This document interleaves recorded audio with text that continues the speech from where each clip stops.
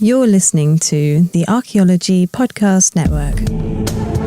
You are now entering the Pseudoarchaeology Podcast, a show that uncovers what's fact, what's fake, and what's fun in the crazy world of pseudoarchaeology. Hello and welcome to the Pseudoarchaeology Podcast, episode 124, and tonight, Logical Fallacies in Pseudoarchaeology. When are they not? So, as we sit here, you're like, Kinkella, you gonna tell us about logical fallacies, what those are, how to avoid them, how to use them for your own nefarious needs? I will, but first, before I get into that, a couple announcements. I realized I said something wrong on the last Pseudoarchaeology podcast. It's small, but it's incorrect, so I will fess up to it.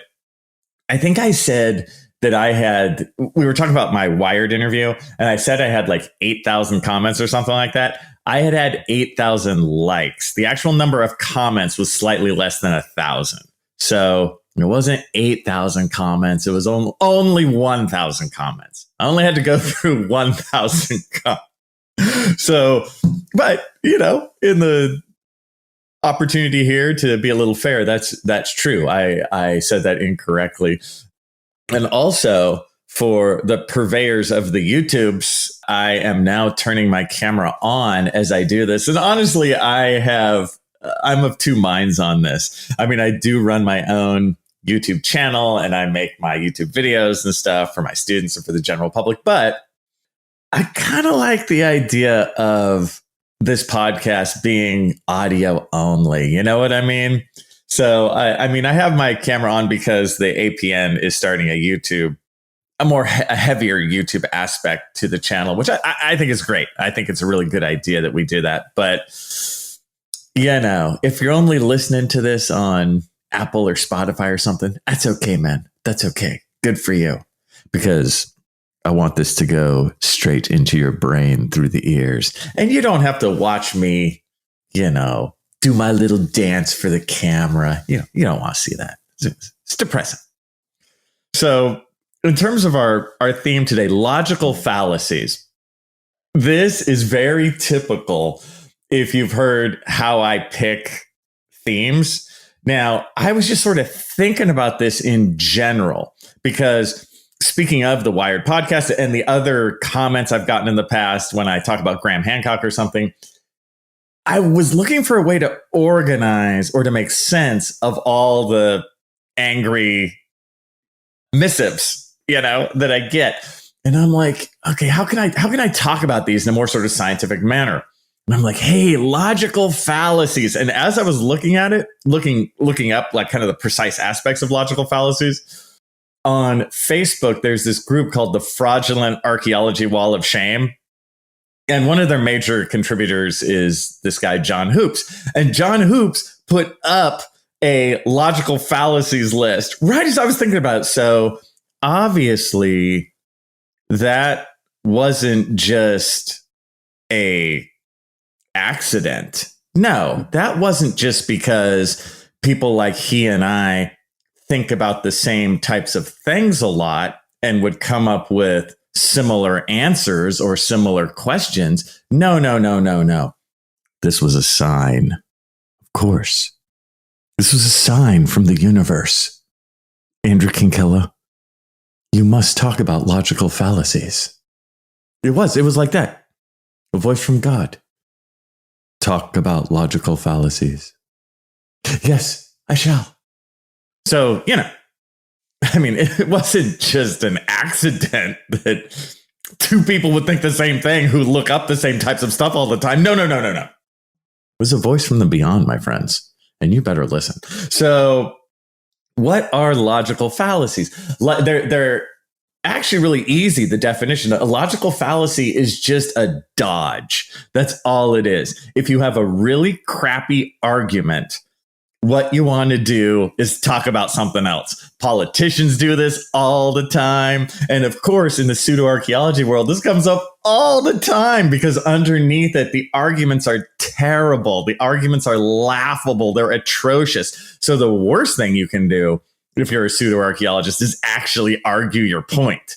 You can't do that because your point is like stupid and thin and terrible and wrong.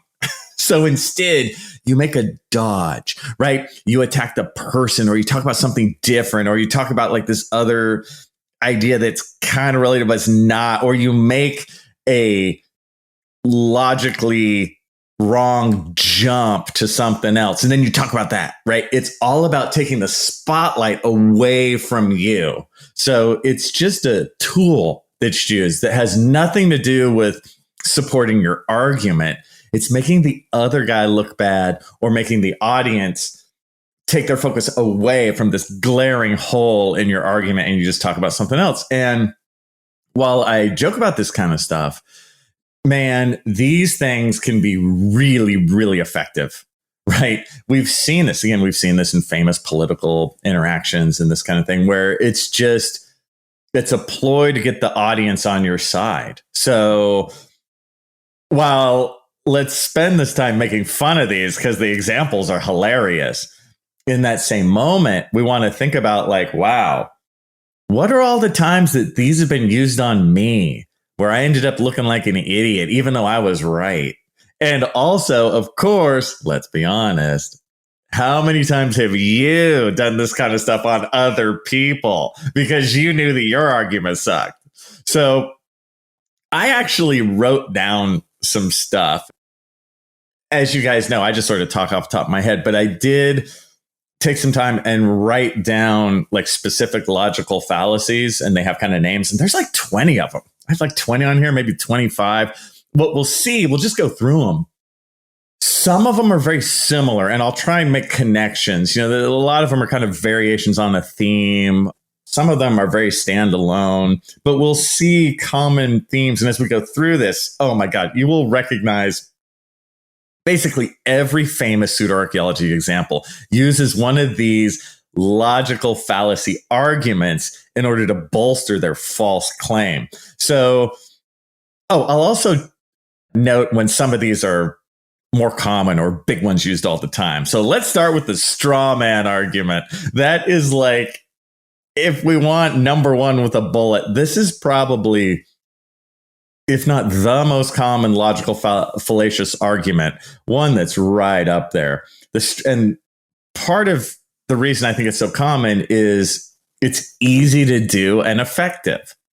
All you do is you listen to the first person make their argument, you take it in, and then you say it again, but you totally misrepresent what they just said to make it easy to argue against, right?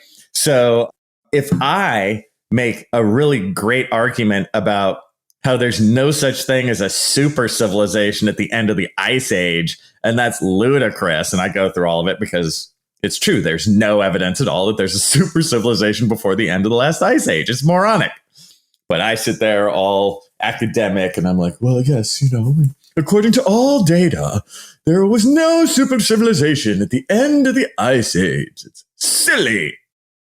All the other person has to do is say something like, well, so what you're saying is Göbekli Tepe was not complex at all. See? You see how that's done? No, that's not what I'm saying at all. Right? You're taking this little piece, but you're angling around and attacking me with something I never said in the first place, but it's vaguely related, right? Göbekli Tepe, a site that is very early in terms of a bit more complex than you would think for the time, but it's real. But Göbekli Tepe also gives no credence to the super civilization idea. But you see how that argument makes it seem like it as a straw man, right? I've just made up a false argument kind of on the theme of what you were saying, making you look the fool, but it's based in nothing. It's something else, right? Straw mans are great. You will start to see these all the time. And a lot of times that the other person will say, oh, so what you're saying is, see, because you're not. And you're like, no, that's not what I'm saying at all. Shut up. You see, I'm already like angry. You're going to see a lot of anger, pain as I go through this. I mean, you guys, as we go through this, again, think of your own life. I'm sure you've had this. You're like, oh, damn it. How I remember when they said that. Right. Straw mans are great. Okay, in no particular order. The next one, false cause, comes up a lot too. To presume that there's a relationship between two things when there's not, or the idea that the relationship between the first thing caused the other thing, This is one that it's real easy to slide into conversation and move on. It's also called like the correlation causation fallacy, right? The idea that there's this line. In terms of pseudoarchaeology, the idea that a comet hit and caused huge climate change. No, not necessarily. I mean, a comet could hit and be really terrible for a localized population. I don't want to be hit by a comet.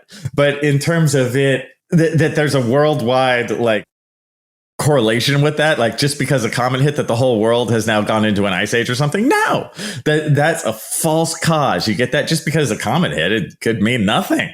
Just depends. So it's a way to also cover that you haven't done any real research. You just go, oh yeah, well, when the comet hit, I mean, everything changed. Not necessarily. No, it didn't. See, with so many of these, the actual response is really just, I see what you're doing there. No, it didn't. The truth is that has nothing to do with anything, but the audience might still be on their side. Another one, you will see this all the time. Appeal to emotion, right? Where I've sat there in my tweed suit, my tweed jacket, just being like, and you see, and that's why there was no civilization at the end of the Ice Age. And then all the other person does is go, haven't archaeologists made so many mistakes in the past? Some of the racist stuff that they did 150 years ago, that was really awful. It makes me sad. You see what I mean? So all of a sudden, yeah, you just made this great argument about something, but so what? They've appealed to the emotion of the audience, and you can even look cold if you're like, look, that doesn't matter right now. What matters is the argument at hand. They go, oh, I can't believe you would say that doesn't matter. Terrible archaeologist, right? It's always about facts, not feelings, but the audience may disagree. You can win the argument logically, but have everyone hate you. As I go through this, I want to mention this one early. There's also one called the fallacy. And I love this one. And we want to hold this one tight. This is the idea that just because someone makes a horrible argument, it doesn't mean it's wrong, right? So in our world, in the world, like my world of pseudoarchaeology, trying to take down some of these arguments, we can't be so nerdy and so far down the rabbit hole that we just go that we're waiting for the logical fallacy. And then we go, logical fallacy, you lose. No. Right. We have to be take sort of a step back, because then it's just annoying. You don't want just to be some annoying loser who's constantly just going oh, but you see, there's a logical fallacy. And no. Right. You want to look at the bigger picture, take in what they're saying. Listen, a lot of times you can be too up your own ass because you're not listening to what the other person says, even though they're full of it. Right. You want to sort of take it in and see it, process, and then hit back. So just because you're hearing a terrible argument, it could be true. Somebody could make a terrible argument for the age of the Earth. Oh, well, the Earth is 4.6 billion years old. And that's because, well, the aliens were really active 4.6 billion years ago. See, that's a terrible argument. It doesn't have to do with reality, but the Earth is 4.6 billion years old. So when we come back, more of the fun and the pain of logical fallacies.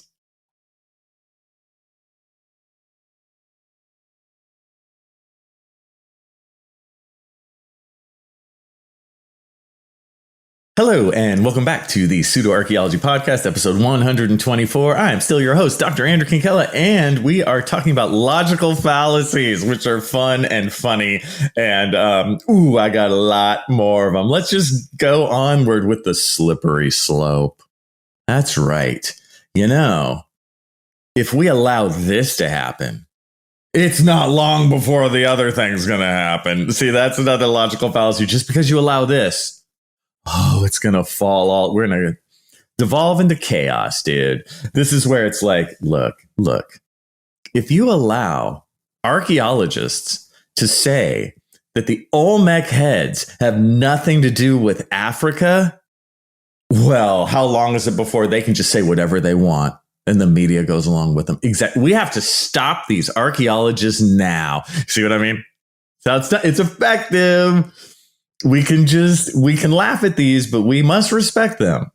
You know what I'm saying? They work. So next, here's another one. This is probably top 2 or 3, along with like straw man's way up there. Ad hominem, a terrible name. I hate it when they use like, Latin or whatever. It sounds, just bringing this up, you sound like a complete dick. You know what I mean?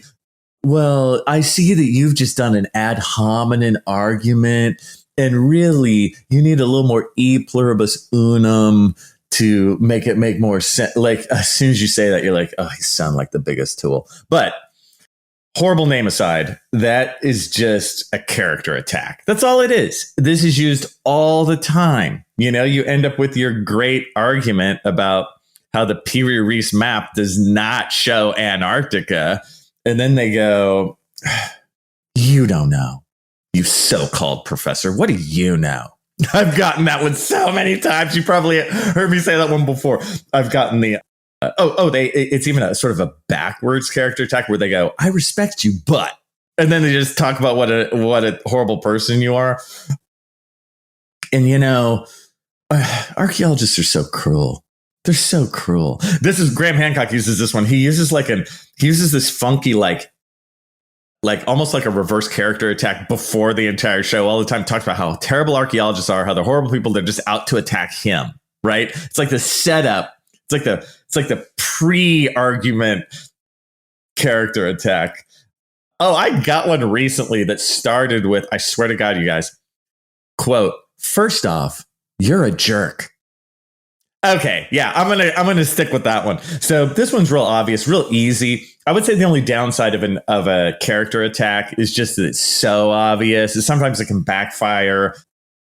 You can look like just a total asshole if you start this. I think we've all seen examples of that. So this one is playing with fire, but it can work. Archaeologists are just bad. They don't know. What do they know? What do they know? What do you think your degree matters? Your degree doesn't matter. What do you know? You have no things. You get that all the time. Oh, speaking in the bad name world, there's another one that's called like Tu Kokwe. Terrible name. What that means is you answer a criticism with another criticism, and instead of taking it in and answering the attack. This one happens all the time. I would say this is a really close cousin to the red herring. Where you just give a completely different story that has nothing to do with anything. So red herrings this, we hear this all the time. I had an example of this happen with one of my neighbors, like lived a ways down. One of their kids was like messing with our drive. They were just like messing up the like front of our house, like our driveway and our grass and stuff. And this is not the old man get off my grass. This is like, this kid's literally like tearing stuff out. And, so I had to talk to the parents, and the grandfather was there. And I talked to him like, hey, look, your grandson's doing this. Look, I'm not here to say this is a big deal, but if you can just have him, just tell him not to pull out all our flowers from our front lawn. That would be cool. I was very cool about it. And then he's like, yeah, I will. But let's talk about how you drive too fast down this street. A classic criticism with criticism, right? And what's funny in all of this, too, is I don't drive too fast. He thought I was somebody else, I guess. I'm actually a very grandma-ish driver. But a perfect example, Oh, but what about these? Always will start with that, where the straw man argument starts with, well, what you're saying is, no, I'm not. This one starts with, but what about? Oh, but what about? Right? To get you away from the fact that I just made a really great argument about your baseless claim. Works well, especially for really loud, you just come in and attack the person. So answer a criticism with an attack. Oh, here's one that's sneaky and weird. And you guys might have experienced this one before. Personal incredulity. What this is since you're telling me something and since I don't understand it can't be true. And all I do is I just keep going, that doesn't make any sense. I don't get it. I don't get it. It's very narcissistic in the way it's done, right? I'm telling you, well, you see, it happens like this. Here's step one. I just don't get it. I just don't. Like the fact that you don't get it means that it just is not true. How self-centered, right? I totally had this experience when there's this local newspaper and you have the village idiot who was writing in about how evolution wasn't true. And he wrote several articles about how evolution wasn't true. And I responded in the local paper and I wrote a very nice, you've heard me talk about this before, you guys, about just being cool. Talking about people like this. And I'm like, hey, look, evolution actually works like this. I wrote a little paragraph. It was very straightforward. I'm like, for human beings, well, there were earlier forms like Australopithecines. They changed over time over the last million years, longer legs, bigger brains, right? And I just gave it was very short, very brief, perfect. Any fool could understand. But of course, he was like, well, that doesn't make any sense. So that is a common one. You just don't make sense. Like, well, I can't help you. I'll go on to the rest of the world who gets what I'm talking about because it's totally obvious. You see, I'm already getting angry. Here's another big one. There's so many big ones. So many of these. One that's called special pleading. You can also just call this moves the goalpost. This is where you move the goalpost or you make up a special exception. You know, if you're proven wrong. I can think of two off the top of my head. When the Shroud of Turin was dated using carbon-14, and it showed 100% that the Shroud of Turin was a fraud made 1,000 years too late.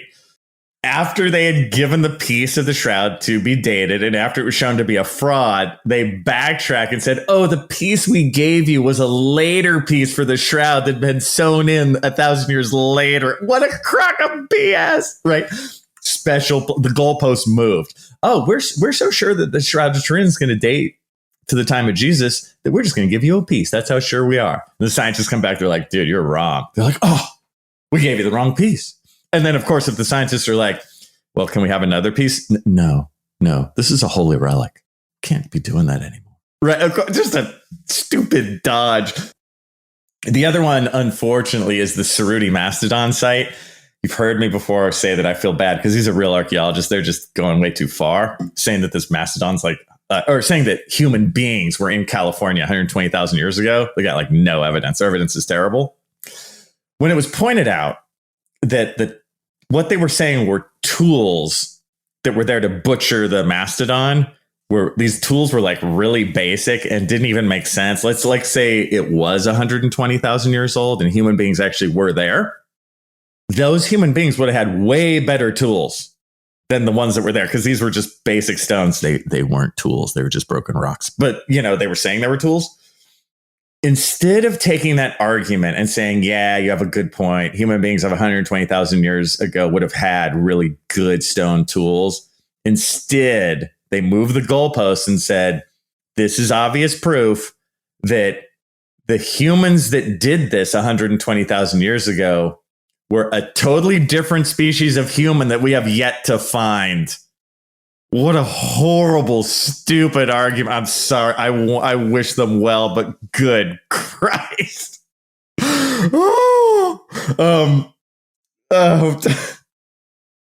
Moving on. Here's one that's a little, sometimes this is just a little pick me up, a little intro question. You'll have the loaded question, where it's a question that's full of poison, where it's not really a question, it's just an attack. Like for me, I get stuff like, well, how do you, as a Mayanist, know anything about peopling of the New World? You see how you'll say that at first. You'll set up the question with this you're stupid. So anyway, here's my question to you, even though you don't know, right? You do that. Another one I've gotten. Well, you work at a community college, right? Oh, so anyway, what do you think about peopling in the New World? Right. So you see, you're eroding the person's believability right up front. Do that kind of stuff. God, loaded question. Loaded question is kind of jerky. And actually, a lot of times people will see that one. But the next one, this is another one that comes all the time in pseudoarchaeology, burden of proof. The logical fallacy here is that I say something completely baseless and silly, but then I say, well, it's up to you. You need to prove me wrong. You just need to prove me wrong. Look, we need to have open minds. You just need to prove me wrong. Happens all the time where people will say, oh, well, it needs further study. No, it doesn't. Baseless silliness. Some of the dumbest stuff like stones of Atlantis, those are natural. The end. Well, you need to prove they're not natural. Well, it's already been done 50 times, but also I don't, because look at them. It's like they're natural. It's been proven. It's geological. We're done. Oh, no, but that needs further study. No, the burden of proof is not on me. The burden of proof is on you to show some sort of human interaction with those, not just the stones or square. It's up to you. You brought it up. See, it's a flip, of, well, it's up to you now. Aren't you the archaeologist? Yeah, but you're the pseudo-archaeologist just babbling and wasting my time. Oh, so many of these I have, you guys. So many. See, it's like a therapy session for me. I'm just ranting, and then you take in my pain. The ambiguity one, where you put an argument forward and then the other side, they weasel out of it with saying that, like using a different meaning for the word you said. And everyone knows you didn't mean that, but they use that to like weasel out. Best example I've seen with this is the word theory. And when people say, well, it's only a theory. Evolution is only a theory. This is a perfect ambiguity example, because the word theory every day for you and me can just mean like a guess, on the street. Like we're talking about, oh, well, I have a theory that this. It's like light. It's just a guess.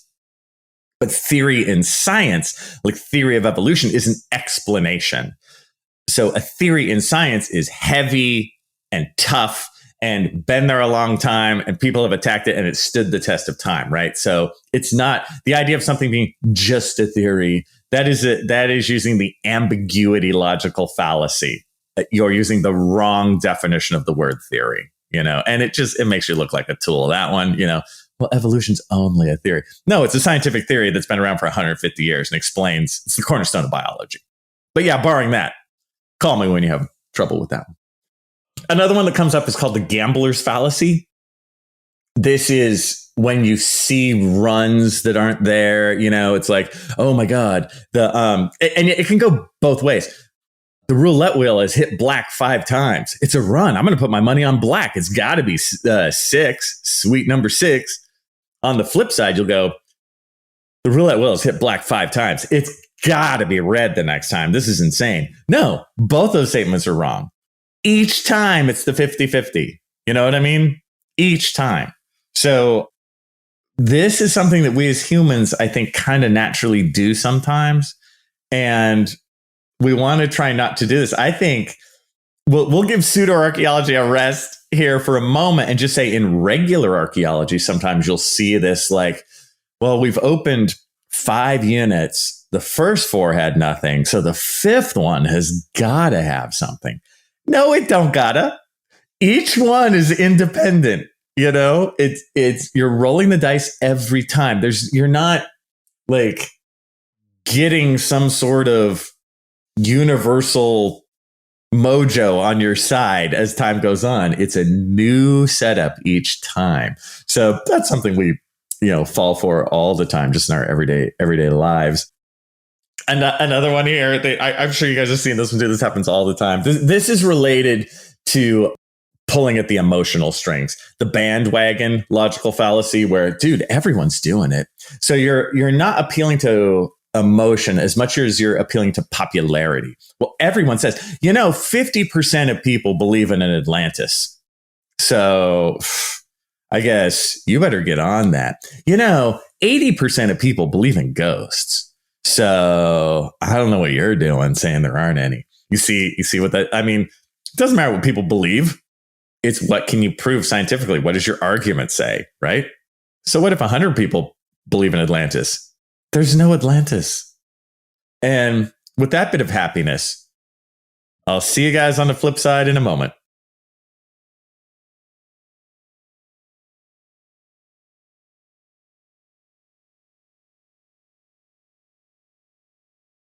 Hello, and welcome back to the Pseudoarchaeology podcast, episode 124. Can you believe it? I think this is like 30 or so episodes for me. Man, I work for you people. I work and I toil. And we are talking about logical fallacies. And I've just been going down a list that I made, and I kind of, made little edits to it. And I tried to think of pseudoarchaeology examples for just about all of them. We are down to the last several. There's a couple stars of the show still to come, including this one right here. Oh, God. Logical fallacy of appeal to authority. And there's a flip side of this one, too, that's been used more and more recently in pseudoarchaeology. This idea that authorities are automatically right? Well, one geologist said that the Earth is only 6,000 years old. Yeah, and he's a geologist. It's like, well, he's full of it. You can always find some fringe person to kind of say something, and they'll use that one example, be like, oh, well, this authority says it. And of course, oil companies can use that to, drill in places where they shouldn't. Well, the one biologist said that those birds are not endangered.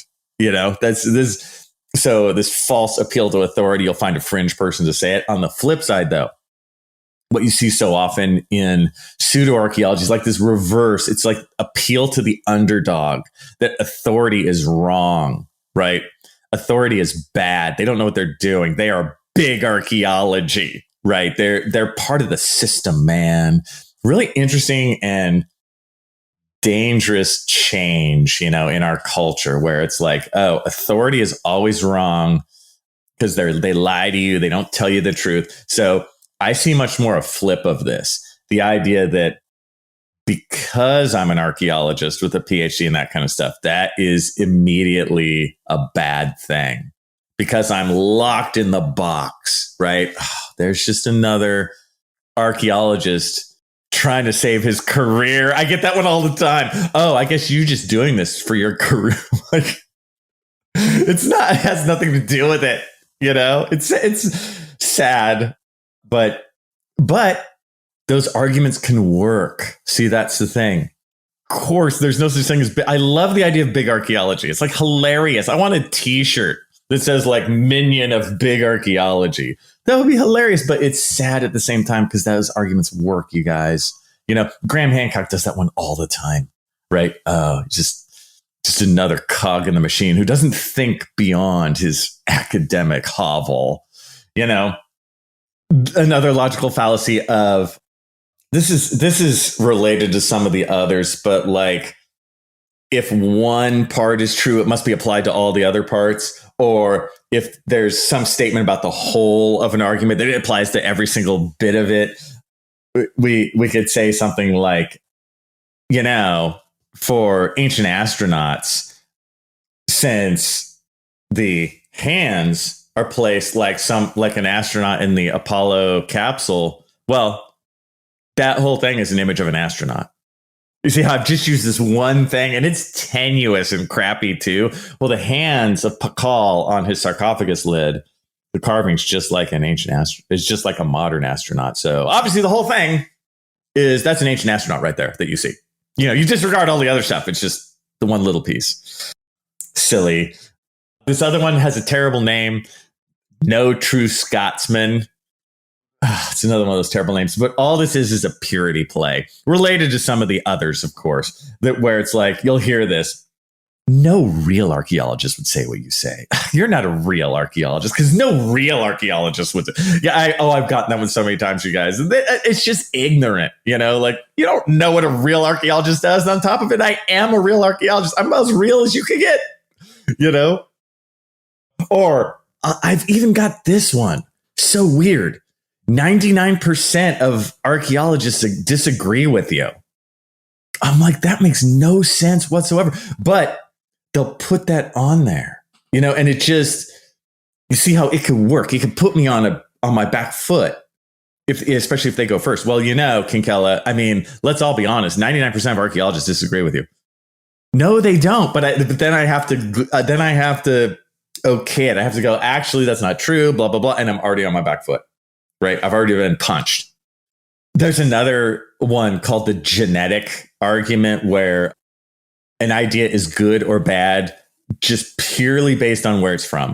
You just turn your brain off and go with it. Graham Hancock has a million people who do this. Whatever he says, they go with in the pseudoarchaeology world. I've gotten this again and again and again, where they'll be like, they take his whole argument. They don't even listen to me. It's like pointless what I say almost. It's like, oh, well, we know that, I mean, there's a super civilization that was here before the last ice age, right? They just start with that. And it's just because they believe every single thing that's on like Ancient Apocalypse. You know, it's the genetic argument. And whatever I say is bad, whatever I say is big archaeology, just where it's come from, you know? And unfortunately, this bleeds out to our current culture. We've seen this. We have these two silos, you know, either you're in the Democrat silo or you're in the Republican silo. It's genetic. And whatever they say on Fox News is right. Whatever they say on CNN is right. Right. And it's the worst way to be. I swear, you guys, I feel like I just roam a field somewhere because I don't feel a kinship with either of the silos. It's a good way to be. It's terrible just to believe something based on where it comes from and not turning your brain on. In a bit of a relationship to that, there's also the black or white argument, also known as the false dilemma, where it's like you don't deal with any shades of gray, right? It's just, hey, look, the age of the Earth is either 4.6 billion years or 6,000 years. The end. You know, like there's just this like black and white. There's no room to talk. There's no room to explain. There's no room to sort of talk in a gray area about, well, in this case, it's like this, but over here, it's more like this. You know, well, the pyramids in Egypt are actually built in this manner. And then the pyramids in the Maya world are actually built in a very different manner. And then they'll go, so what you're saying is there's some like straw man arguments in here. You'll start to see, you guys, if you think that some of these arguments will have follow-ups of other logical fallacies. So black or white, they'll be like, you know, look, all the pyramids are related. It's obvious, you know, and then they can go, what, you're saying they're not? And where the truth is, look, Egyptian and Maya pyramids are not related at all, but Maya pyramids and pyramids in central Mexico, they do have a certain relationship. But see, that's the true shade of gray answer. But then they can follow up. And so what you're saying is there's no relationship between any of these pyramids ever. See, it's like a 1-2 punch. Oh, begging the question. This is another way of saying a circular argument. So the logical fallacy of the conclusion in the premise. I do this all the time, you guys, when I joke about my film degree. Now, it's true that I do have a film degree, but whenever we're talking about like Indiana Jones movies or whatever, I'll say like, so, you know, since I have a film degree, whatever I say is correct in terms of the Indiana Jones movie, right? It's like a circular argument, right? So there's no room for there's no room to get into the conversation. I'm like talking to myself. So whatever I say is right because, I mean, I have a film degree and whatever you say is just not right. I mean, I just know what I'm doing. And it just goes on forever. It's like, oh, so how do you know about this movie? Well, I have a film degree, you know? Oh, so why should we listen to you? Because I have a film degree. It's just like la la la la la la la, right? Like forever.